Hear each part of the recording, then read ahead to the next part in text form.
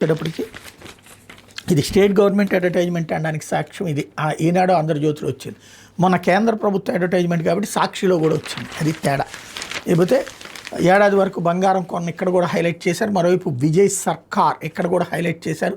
Road ప్రమాదాల కట్టడికి బ్రేకులు అంటూ సీఎం ఆదేశాల అమలుపై పోలీసు రవాణా శాఖ అధికారులు మినమేషాలు, స్పీడ్ గన్స్, బ్రీత్ అనలైజర్లు, సీసీ కెమెరాల వంటి పరికరాలు కొనుగోలు చేయకుండా చోద్యం, అందుబాటులో నిధులున్న టెండర్లు పిలవని వైనం, టెండర్ల బాధ్యత ఏపీటీఎస్ పైకి నెట్టేయత్నం, నిధుల విషయంలో ఆర్థిక శాఖ క్లియరెన్స్ ఉంటేనే ముందుకెళ్తామన్న అధికారులు, ఎటు కాకుండా అయిపోయిన కొనుగోళ్ల వ్యవహారం అన్నటువంటిది హైలైట్ చేశారు. లేకపోతే త్వరలో కనెక్ట్ స్కూల్, ప్రభుత్వ బడుల అభివృద్ధికి బడి కోసం విరాళాల కోసం పోర్టల్ యాప్, 68 రకాల వస్తువుల డెలివరీకి అవకాశం, పూర్వ విద్యార్థులు దాతల సాయం ఆసరా, త్వరలో లోకేష్ పోర్టల్ లాంచ్ సన్నాహాలు అన్నటువంటిది హైలైట్ చేశారు. లేకపోతే 5,321 కోట్ల నష్టం, కేంద్ర పథకాల నిధులు వాడుకోలేకపోయిన రాష్ట్రం అన్నటువంటిది హైలైట్ చేశారు. లేకపోతే టెండర్కే టెండర్ అంటూ మెడికల్ కార్పొరేషన్లు తవ్వే కొద్దీ అక్రమాలు, 340 కోట్ల టెండర్ డాక్యుమెంట్ బయటికి,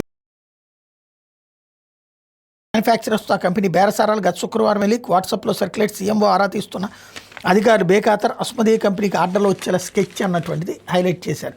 లేకపోతే త్వరలో కనెక్ట్ స్కూల్ అంటూ ప్రభుత్వ బడుల అభివృద్ధికి బడి కోసం విరాళాల కోసం పోర్టల్ యాప్, 68 రకాల వస్తువుల డెలివరీకి అవకాశం, పూర్వ విద్యార్థులు దాతల సాయం ఆసరా, త్వరలో లోకేష్తో పోర్టల్ లాంచ్కి సన్నాహాలు, ప్రభుత్వ పాఠశాల అభివృద్ధిలో పూర్వ విద్యార్థులు దాతలు సులభంగా భాగస్వామ్యం అయ్యేలా పాఠశాల విద్యాశాఖ ప్రత్యేక కార్యక్రమానికి శ్రీకారం చుట్టింది.